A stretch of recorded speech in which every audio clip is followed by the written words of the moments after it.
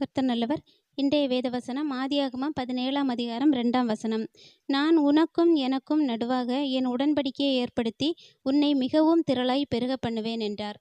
கர்த்தர் இன்னைக்கு நமக்கு கொடுக்கிற வார்த்தை, நம்மை திரளாய் பெருக பண்ணுவார். இந்த வார்த்தையை கேட்கும்போது நம்மளுடைய வாழ்க்கையில் நம்ம எந்த இடத்துல குறைவுபட்டிருந்தாலும் சரி, இந்த வார்த்தையை விசுவாசிக்கும் போது எல்லாவற்றிலும், ஐஸ்வர்யத்திலும் சரி, நம்மளுடைய உடல் ஆரோக்கியத்திலையும் சரி, எந்த இடத்துலலாம் நம்ம குறைவுபட்டு இருக்கிறோம், இதில் எல்லாம் எனக்கு முன்னேற்றம் வேணும்னு நாம் மனசார நம்ம எதையெல்லாம் வாஞ்சிக்கிறோமோ அந்த இடத்துல எல்லாம் கர்த்தர் நம்மளை திரளாய் பெருக பண்ணுவார். எப்படி இது ஆபிரகாமுக்கு சொல்லப்பட்ட வார்த்தை.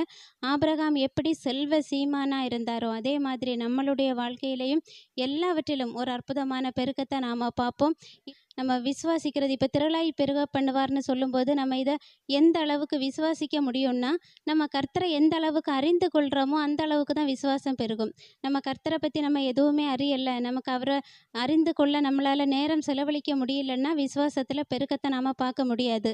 அவரை பற்றி அறிய தான் நமக்கு விசுவாசத்தில் பெருக்கம் வரும். விசுவாசத்தில் பெருக்கம் வரும்போது தான் இந்த மாதிரி வார்த்தைகளை நாம் ஈஸியாக சுதந்திரித்து கொள்ள முடியும்.